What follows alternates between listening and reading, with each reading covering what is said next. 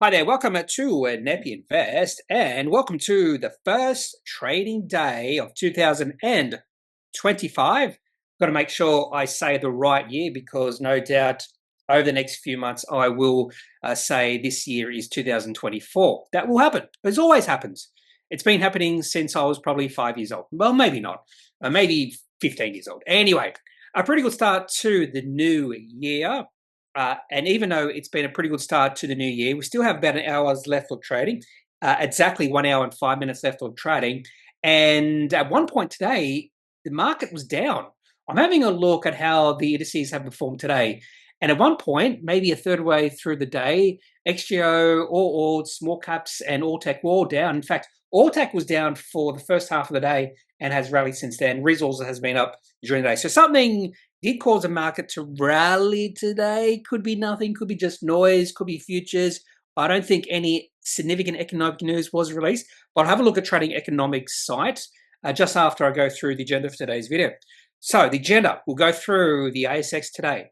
And actually, before we do that, I'll talk about something I read in regards to the S&P 500 performance over the last 2 years. And then we'll go to the ASX today. We'll have a look at the best and worst performing sectors, indices, and also companies. And then I have come up with the top 5 stocks of the day. No standalone stock of the day video today. I'm in between night shifts and I just can't be bothered. And to be honest with you, there wasn't nothing much to be chosen from. However, I have come up with the top 5 stocks of the day. A few companies I do want to talk about. Maybe a few companies I've never heard of before. So it's always interesting when you do talk about a company you've never heard of before. And then we'll have a look at some of your comments. Okay, so let's start off with the S&P 500. So I did read probably over the last 24 to 48 hours that actually would have been 48 hours. I'm just trying to remember when the S&P closed. That was Friday their time, which would have been New Year's Day our time. So that was yesterday. So probably 36 hours or so.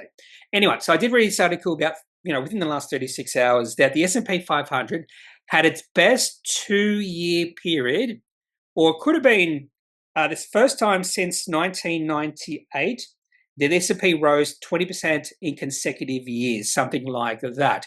And I think the article was trying to put a negative spin on it, saying, well, this can't happen again, can it? So, and don't forget, 1998, what happened just after that? Anyway, so let's go have a look at the S&P 500 yearly performance over the past, we'll say 25 years or so. And the late 1990s was an absolute great time to be investing. At that point in time, I was just a university student. Didn't really care about investing, that sort of thing. But 1995, the S&P 500 was up 33.56%. 96, 20.26%. 31% in 1997. 26.7% in 1998. And then a further 19.5% in 1999. What an absolutely amazing 5-year run. But they were talking about there was a 2-year period here, yeah. Actually, it was a 3-year period. 4-year period where the S&P 500 was up over 20% in consecutive years, then down 3 years. But I was just going through this just to see if it is right, and it is right. The last 2 years, the S&P 500 up 24% in 2023 and up a further 23.3% in 2024. It's the first time that's happened because I was looking at this and going, surely it happened in 2019, up 28.8%. But in 2020, even though that was the COVID-19 financial panic year, S&P 500 was up 16.3%. And then in 2021, it was up 26.9%. And then, of course, a pretty big down year in 2022, down 19.44%. So just because we've had 2 really good years in a row doesn't necessarily mean we're going to have a bad year in 2025. And the late 1990s showed that. And you just see by this particular chart why we are investing in the stock market. Most years are really good. In fact, only back during the tech bubble burst did we see a consecutive down years, 3 down years in a row. Other than that, we're more likely to see consecutive up years in a row. You could do this for the other indices as well. Maybe that's what I should do. Let's have a look at the XGO. So the XGO shows the same thing. Over time, it goes up. A massive down year in 2008. XGO down 41.3%. And that was after 4 really good years, up 22.8%, 17.8, 18.8, not as good as S&P 500, and up 11.8% in a row. And the last 2 years, the XGO has been up 7.8% and 7.5%. This is why I believe we should be focused on investing in American companies, because they are the innovators in companies around the world today, and you're going to see, or have the potential to see, significant growth in those sort of companies.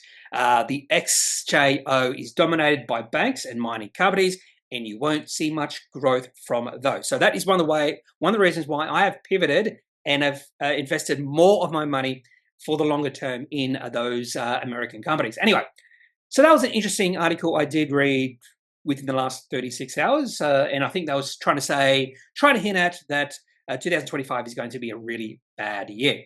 Okay, now if we go to have a look at the ASX today, yeah, I did notice, yeah, the XJO was down. In fact, all indices were down about 11, just after 11 a.m. In fact, the all-tech was down a fair bit just after trading, and everything's recovered. Not sure why everything was covered. It could be just noise, maybe a little bit of positive sentiment. Maybe instead of a Santa rally, we're having an anti-Santa rally because he's gone home and he's now sleeping, probably because he's had the busiest day of his life. Maybe just a little positive sentiment in the overall market. I don't know. If you have a look at trading economics, economic news released today, it's actually a little bit on the negative side. China manufacturing grows at softer pace. Australia manufacturing downturn deepens. So the Judo Bank Australia manufacturing PMI fell to 47.8 in December, down from 49.4.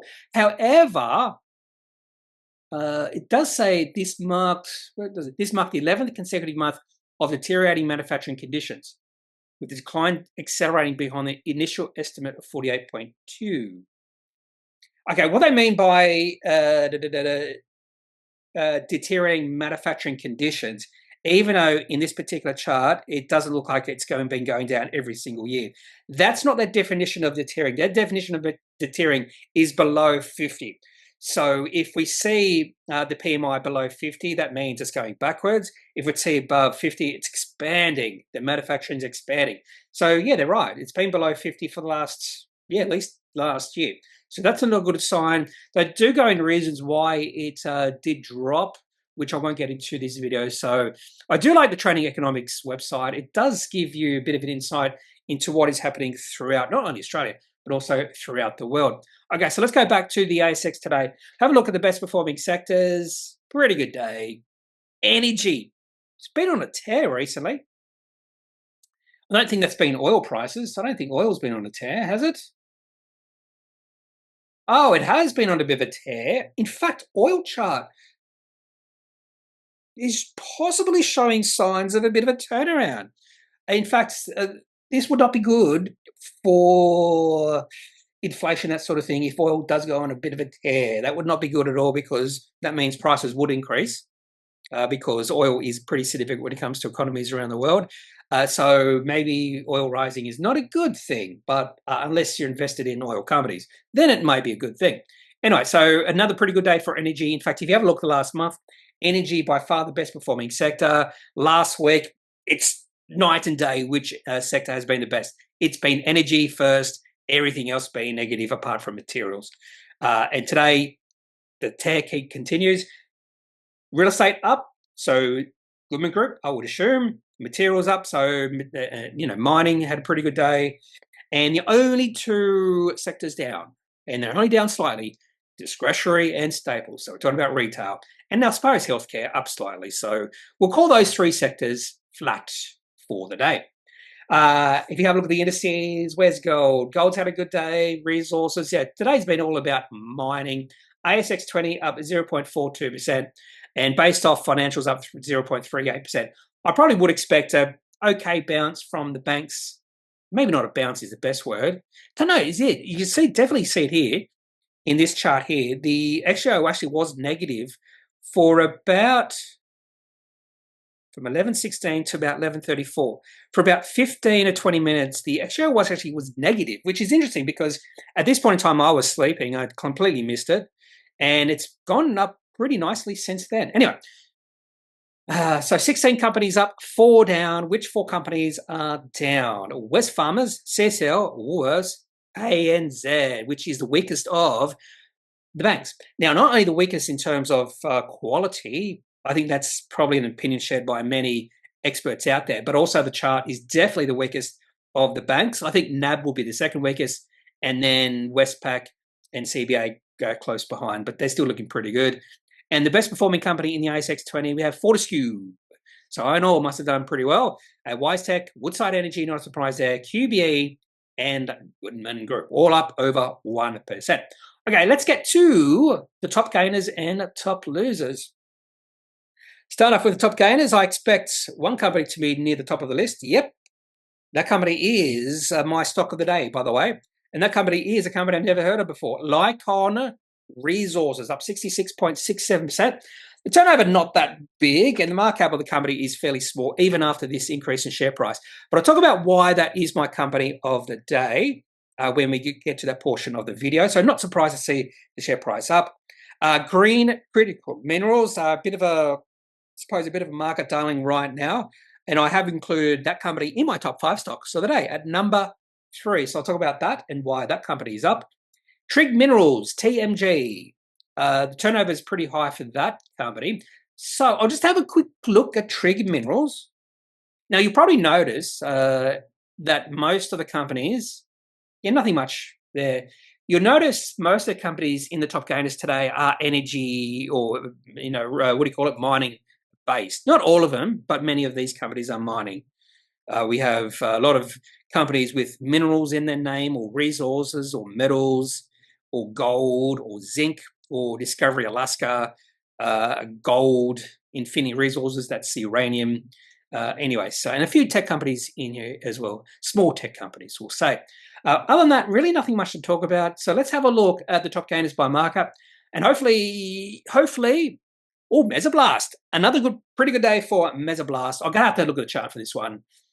I am now saying I should have put more money. I was actually pretty confident about this, how the market would react. And when the share price did dip, I think I was pretty, honest that I was going to buy on open the next morning. I'm pretty sure I said that, and I did buy on open the next morning. I should have bought more, to be honest with you. I was fairly confident that was going to be near the low, and that share price was $2.41, and now we're up to $3.32. So maybe that's what I should have done. I should have been a little bit more confident in my own conviction. Anyway, so a beautiful chart for Mesoblast, and to be honest with you, this is no surprise to me.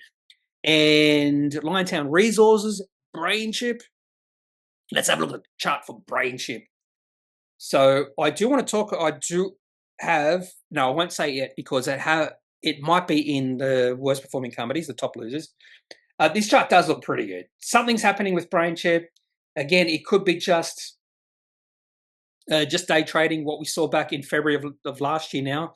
You can see the share price of Brainchip went from about 16 cents up to 52 cents, a pretty big volume coming through that period of time. So this little period does remind me of then. However, the company has released a few better announcements, a few more interesting announcements than they did at the start of last year. So there could be a little bit of substance to this little rally in a Brainchip share price. So maybe there is portions of the market are getting excited because they like what they're reading or seeing. Appendix and AuthorCell. Yeah, so a few of the companies I've taken a trade in whose charts look really good right now. They're up again today. So there's only so much the share price can rise before they start. Wouldn't be surprised to see a pullback. AuthorCell is one of those companies. Mesoblast is not one of those companies. I wouldn't be surprised to see Mesoblast be significantly higher in 1 year's time from here. I can't really say the same thing for some of these other companies, including Appen, Brainchip, AuthorCell. Although AuthorCell, I could see that company share price up a lot as well. Okay, let's have a look at the top losers. So nothing of note here because we haven't really seen any announcements released today of massive interest. So let's have a look at top losers. And the thing we see here is low turnover.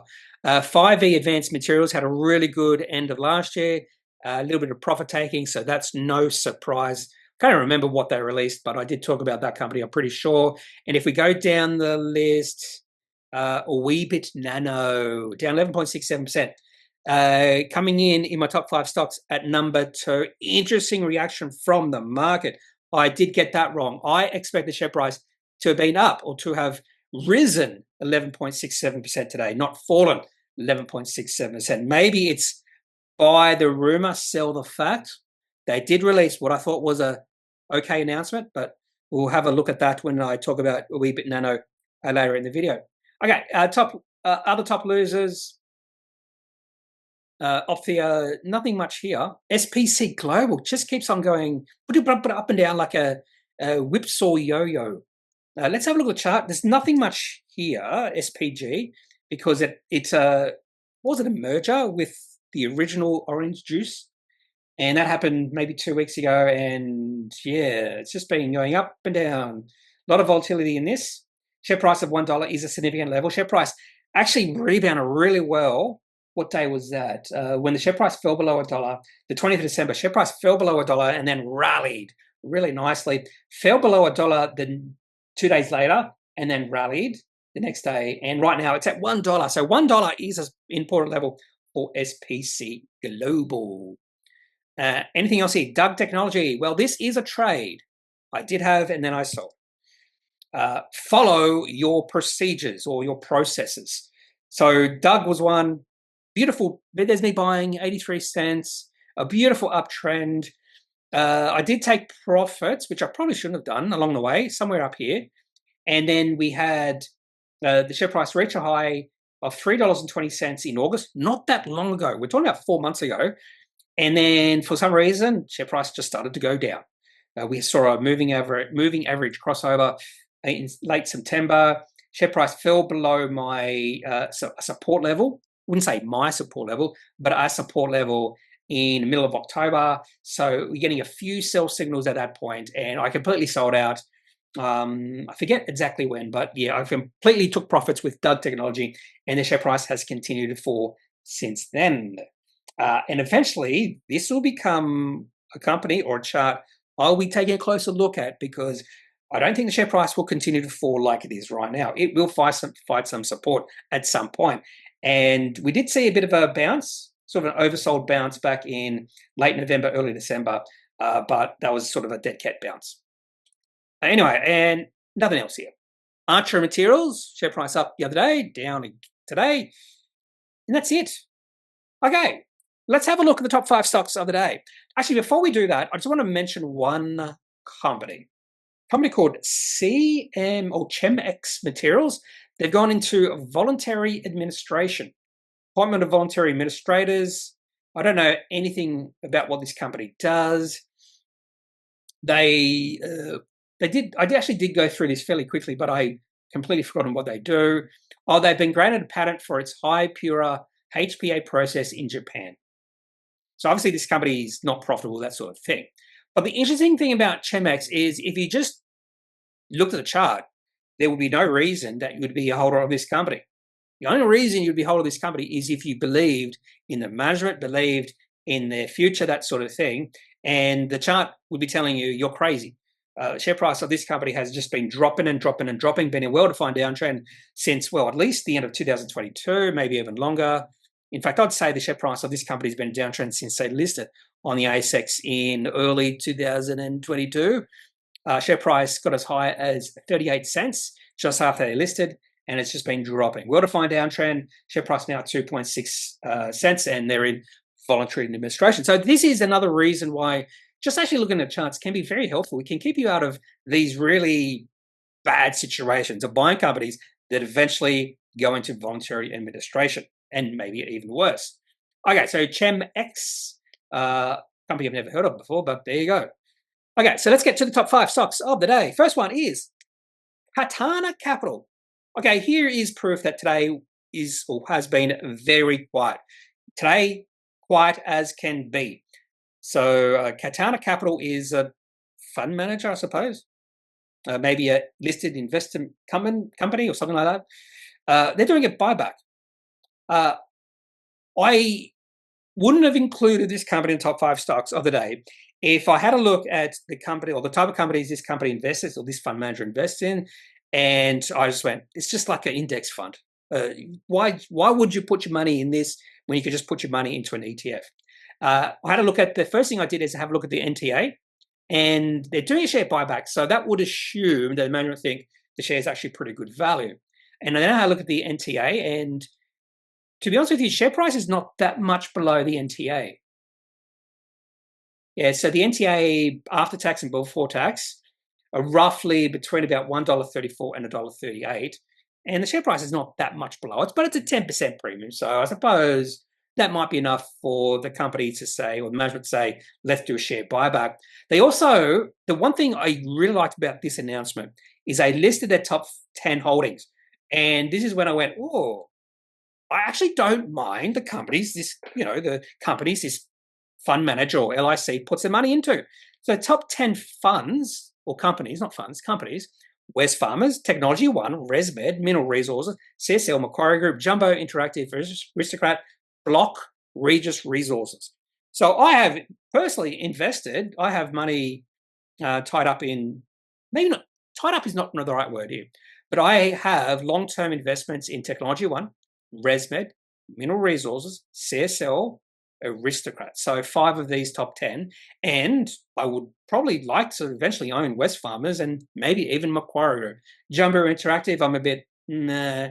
A Block, yeah, maybe. And Regis Resources, it's a mining company, and I don't believe mining companies are long-term holds.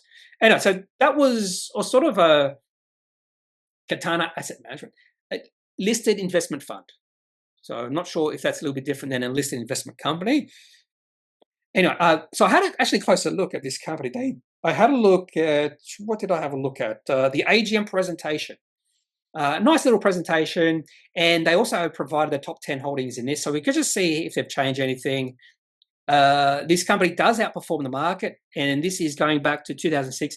They consistently outperform the market or the All Ords, which I think only 3 or 4 times, 4 years they've underperformed, and over time they've, I wouldn't say, should I say significantly outperform the market? Yeah, I'm going to say that. They have really outperformed the market since 2006.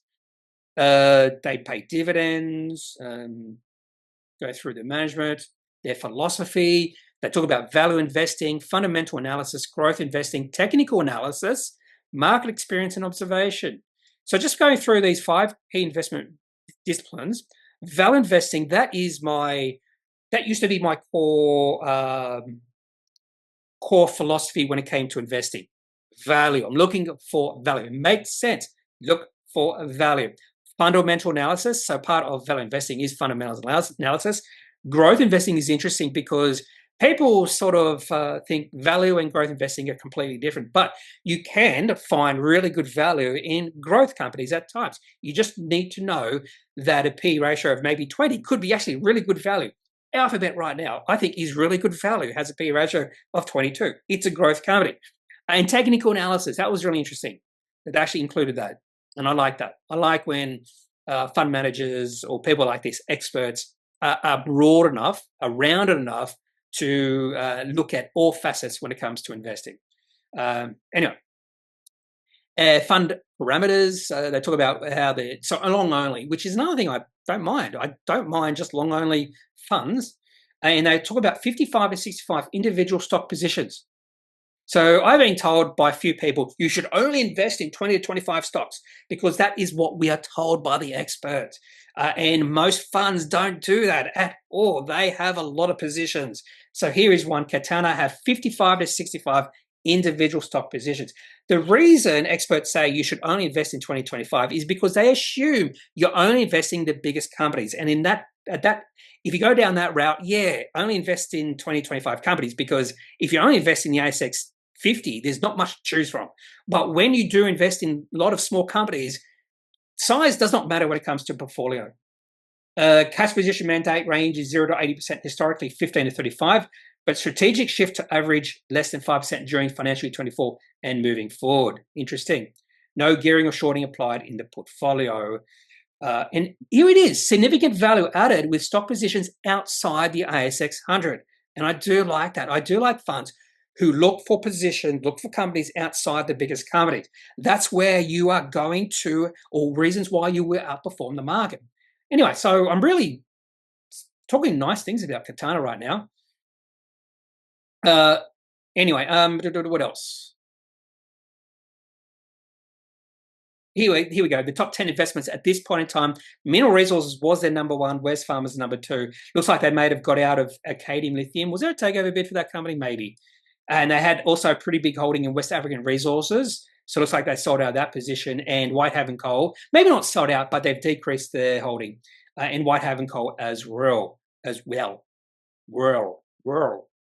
there we go. 5% of the top 10 portfolio holdings in ASX 50.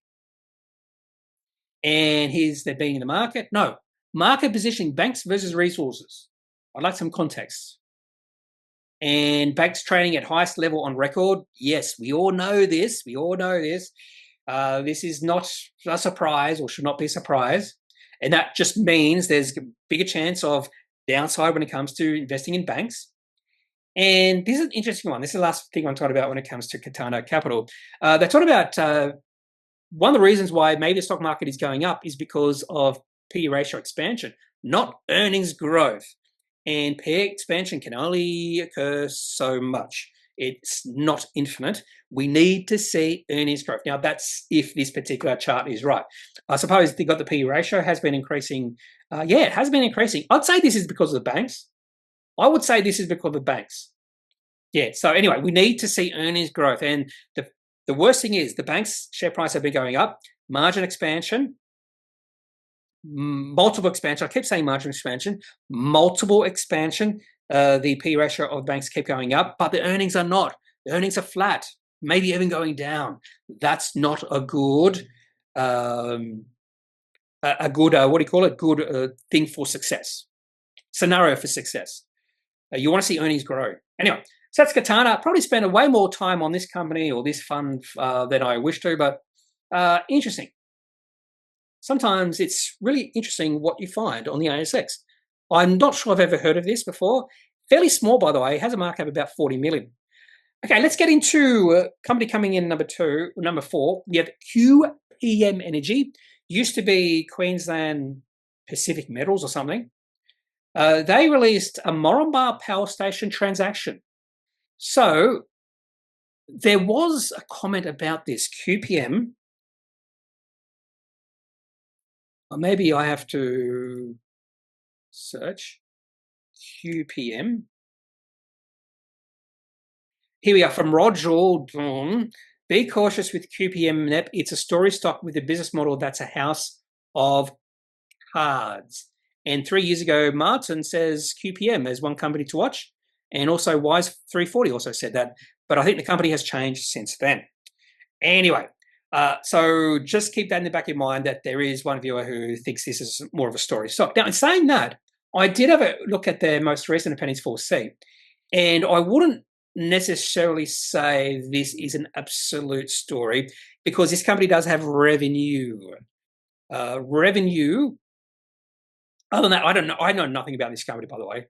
They have a bit of revenue, $33.354 million of revenue. Now, this is, I believe, this is electricity generation. This is not mining. This is not a mining company, even though they say Queensland Pacific Metals. They've changed the name to QPM Energy because they have transitioned to a new business model. So they do receive or are receiving revenue or receipts. So 33.3 million, and they were operating cash flow positive, 12.8 million. You might be saying, wow, because the markup cap of this company is 143 million. So if they were generating $12.7 million of operating cash flow in one quarter, well, wow, for a company that has a market cap of 143 million. Now, just noticed that capital expenditure was $12 million. So I would say this would be a capital intensive sort of company. And not only that, they actually borrowed $9.7 million. So their borrowings actually increased. And for some reason, they spent $15.8 million on the balance includes lease principal payments on IFRS 16 leases. So that could be a real cost. So that's why they had to, even though they were operating cash flow positive, they had to increase their borrowings to pay off that leases. Anyway, so the company has debt, fair bit of cash, but also debt. And I think the debt and the cash sort of cancel each other out. So debt, about 27.6 million, and cash, what was the cash? About 27.3 million. Okay, so this particular company is generate electricity. So it looks like also some gas. So there is electricity generation, gas sales, gas supplies, that sort of thing. In fact, this particular key performance indicators just mentioned, and you can see they have a capital expenditure, a majority funded by Dino Noble Development Funding Facility. And they are or do spend a fair bit of money on capital expenditure. Anyway, so that's what this company is. So electricity generation, gas sales. And today, Moranbah Power Station transaction complete. Looks like they acquired this at the start of December. Anyway, and then we have company name change on the 14th of November. Okay, so one of the reasons why I decided to put this in the top 5 stocks of the day is simply because the chart does actually look interesting. So even though we do have a few people saying there's some red flags in regards to this company, the chart does look interesting. I do like this chart for QPM Energy. I'm not sure I like the most recent Appendix 4C. This company's spending a lot of money. Debt has increased, that sort of thing. I'd like to see one more Appendix 4C just to see if the company is moving in the right direction. And I want to see some free cash flow in the company. But definitely the sentiment in this company has shifted from negative to positive within the last few months. Okay, so that's QPM Energy. Coming in at number 3, we have Green Critical Minerals, up 28.57%. That's the only reason I've included the company in this particular video, the top 5 stocks of the day. Now, they have this VHD technology pilot plant. They announced significant progress on the construction of this plant on the 12th of December. And that seems, let's have a look at the chart first. Why not? So 12th of December, and that was sort of the, no, it wasn't. Yeah, it was. I was going to say that was almost the trigger of a rise in share price. But the real breakout for Green Critical Metals was the 30th of October. I don't know. I completely missed that one. 30th of October, nothing happened. Oh, restatement to quotation. Oh, advanced. Oh, that's when they acquired this project. Advanced groundbreaking graphite technology. That's when they acquired it. Share price went sideways. And then for some reason, share price has gone on a pretty big run the last week or so of trading. And I think it has something to do with this pilot plant. They've released a few announcements. And today, they've announced they're going through commissioning of this VHD, not venereal high diseases. Someone did mention very high density graphite. Let's have a look. Very high density VHD.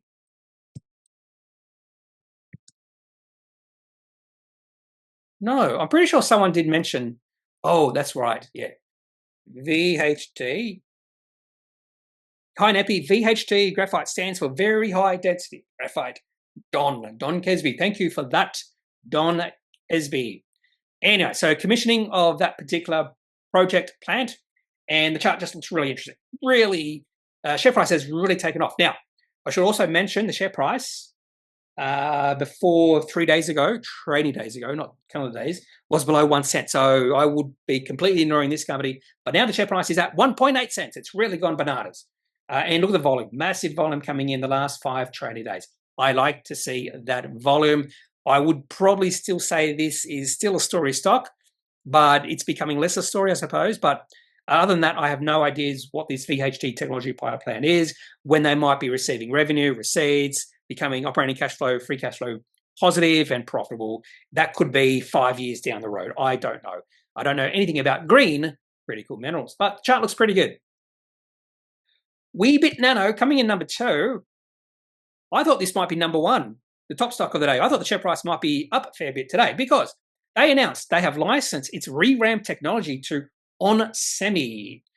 There was a few, I wouldn't say red flags, but there was a few things here that I was like, okay, yeah, I would prefer that not to be in it. Now, Weebit Nano is Israeli, I believe. That's their background. That's why this comes from Israel. So this would have been released on their New Year's Day. Anyway, so on Semi, by the way, on Semi, it depends how you define big. I have a feeling this company has a market cap of,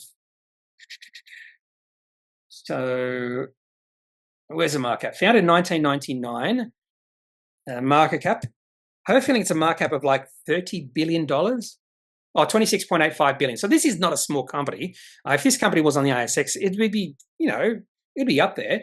Anyway, so onsemi is a pretty big company. So onsemi, Semiconductor Corporation. That's what onsemi stands for. On Semiconductor. Anyway, so it's a pretty big company. Now, what I've known in the past is when there are deals like this between a really big company and a small ASX company, and Weebit Nano I would still consider small, usually the risk, well, the big company takes no risk. There's no risk for the big company. And that's one of the reasons why they do these sort of deals. There's no risk to them. Now, that doesn't mean there's any risk for Weebit Nano. Maybe this is a low risk deal for Weebit Nano as well. But the chances of any significant financial gain through this particular announcement probably are fairly low, but not negative. So that's one of the reasons why I thought there would be a little bit of a bump up in the share price. And why is the share price down? It could be something as simple as they go through the specifics of this deal. They also mention the economic materiality of this agreement is not known at this time. I prefer financial numbers. We just don't know. This could have zero value to Weebit Nano. It could have a lot of value. We just don't know. And the problem with Weebit Nano right now is you can't put a valuation on this company.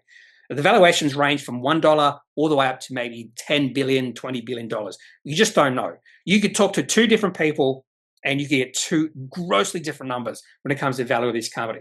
Anyway, so that's one of the problems I have with story stocks. You just can't value it. It's so hard to value. It's just your investment is just based off trust and faith and belief that the company is going to succeed. And most of the times, the company doesn't succeed. Anyway, I think maybe one of the reasons why the share price is down is they do mention here, as part of the engagement, Weebit is required to meet several technical milestones based on an agreed work plan. Weebit will receive manufacturing license fees, non-recurring engineering fees, and royalties based on production volumes, which again, we just don't know how much that's going to be. However, in saying that, I'm not extremely positive about the announcement. I'm not negative about it, but not extremely positive. They did mention here that they view this commercial agreement as strategically important, given onsemi's position in the US semiconductor industry and the commercial validation it provides for Weebit's ReRAM technology. So this could be the first step in a line of very important announcements being released by Weebit Nano, maybe. Anyway, let's have a look at the chart for Weebit Nano. I am surprised the share price has dropped. And saying that, if you do have a look at the 1 minute chart, the share price opened up. So in fact, the share price opened up about 6% higher, and then the selling occurred within the second minute. So the share price went from $3.80 all the way down to $3.15 within about 20 minutes. So again, amateurs open the market, they see excitement in the announcement, they buy, they raise the share price, they buy, put in in the opening auction, they put in bids at a much higher price than where the share price dropped or closed the previous day, and then almost instantly, those who see the share price rise, maybe some of the experts say, "Oh, I'm going to sell now." And there was so much selling pressure within that 20 minutes. Share price, since that selling pressure has eased, has gone sideways. And if you have a look at the daily chart, maybe the share price rallied because of news. I don't know. Share price was rallying for some reason. And I thought maybe this could be a continuation of this developing uptrend. Share price has pulled back. Now, this could be a buy the dip situation for Weebit Nano, because maybe the selling has stopped. Okay, so that's Weebit Nano coming in number 2. And the stock of the day is Lycaon.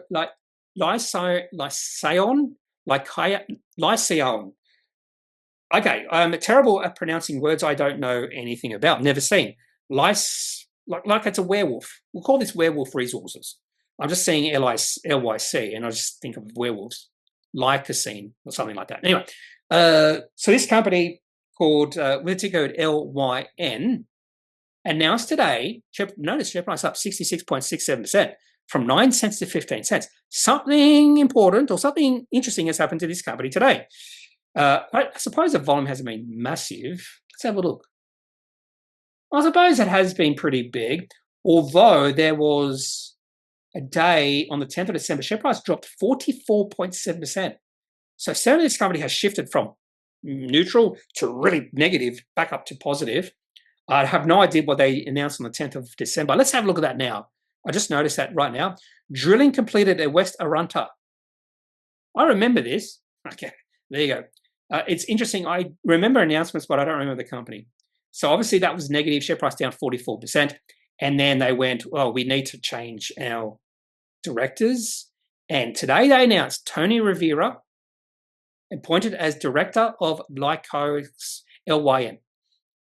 Now, I don't know names. I didn't know that Tony Rivera is a well-respected mining person, highly regarded, they mentioned, highly regarded mining executive. And he was most recently the managing director of Azure Minerals, which discovered the world-class Andover lithium deposit and was ultimately taken over by Hancock Prospecting and SQM in a $1.7 billion all-cash deal.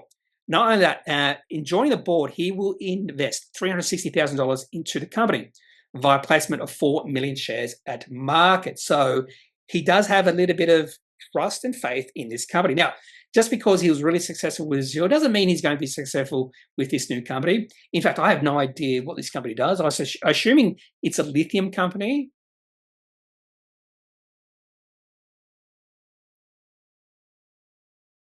And yeah, I don't know. Oh, apparently he's Azure and Tony were awarded the prestigious Dealer of the Year award at the 2024 Diggers and Dealers Mining Forum. Go, Tony! Was also awarded the Prospector of the Year award in 2000 as GM of Exploration with Jubilee Mines. Anyway, so it does seem like he's highly respected. And one of the reasons I say that, they do mention in the announcement, but share price has rallied. So there is definitely some positiveness about this particular hire. I just want to see what this company mines. So I was assuming lithium just based off his background, but that maybe he's just a really good mining guy. He can mine for anything. So NB, that's an IBM, RAE, okay. Okay. They talk about WA1 and Encounter, recent drill results. I just like it when a company has an about section. And this company doesn't have that back section at all. Okay, don't really need to know anything else. Share price up 67%. But let's have a look at the chart because remember, it wasn't that long ago, 3 weeks ago or so, the share price dropped 45% in one day. So the chart's not going to look good. Chart's not going to look good at all. Yeah, look at that chart. Massive drop in share price, massive pessimism in the company, and then all of a sudden, maybe that pessimism is shifting a little bit more positive. But I don't like this chart at all, and not for me. Okay, that's all I have for the top 5 stocks of the day. If you have any questions about those, leave those in the comment section of this video. I'm just going to do, I'll comment on a couple of your comments. We'll talk about a couple of your comments. Have a little bit of time. Okay, so VKA24 asks, could you please advise your strategy on capital allocation? Is it a percentage for a trade or you group based on the sector? Don't do that second bit. Percentage for a trade. It's all based off my conviction. So it's completely different for each trade. But I do have a maximum. So my maximum has been $5,000. I probably should raise that to $10,000 because my capital has increased significantly since I started investing. But when I started investing, it was just find these companies, put $5,000 each, and I've just stuck to that. In fact, at that point in time, it was just $5,000 for each position. That was it. Now, because my capital has significantly increased, I probably should raise that to $10,000. So I range from $10,000, which is a high conviction, what do you call it, position, to 1,000. Actually, no, I'll say 2,000 now. That would be my lowest holding.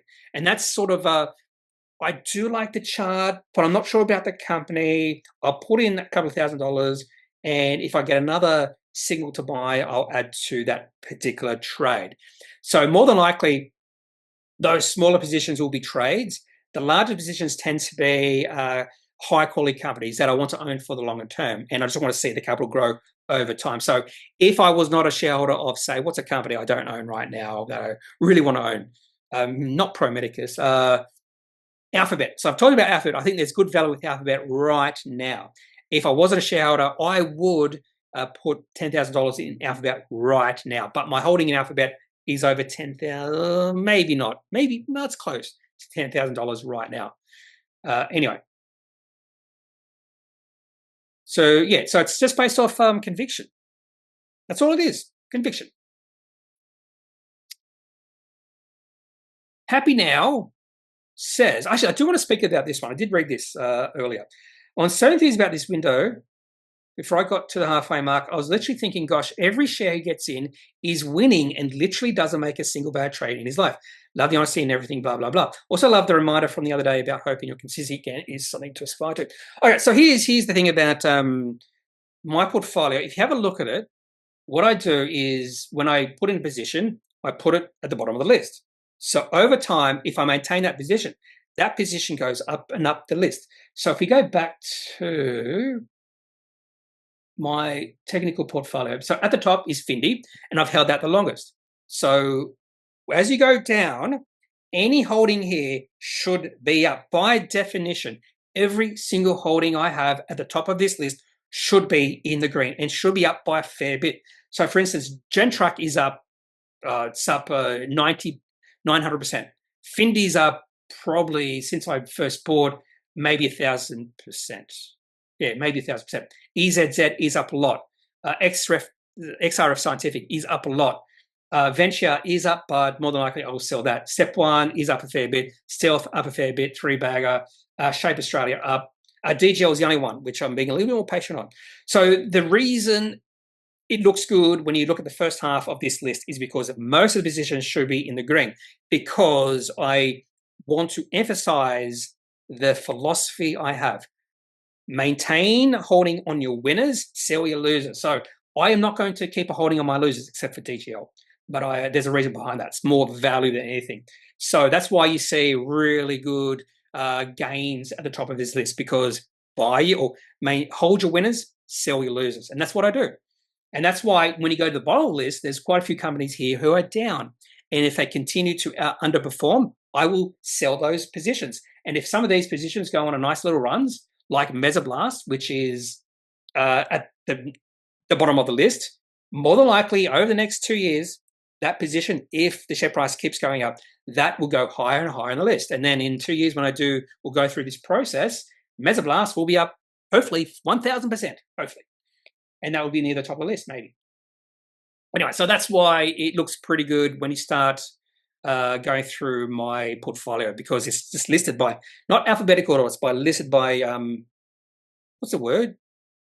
By, not alphabetical order, listed by when I bought. There is a word for that, which someone will mention what that word is. Word for time. Timing.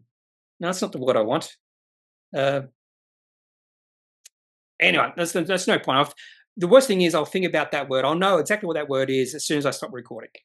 Okay, that's it. That's all I have for this particular video. If you have any questions, any thoughts, leave those in the comment section of this video. If you need financial advice, make sure you seek out someone who is qualified and speak to your own financial needs. That's it for this video. Have a good day. Bye.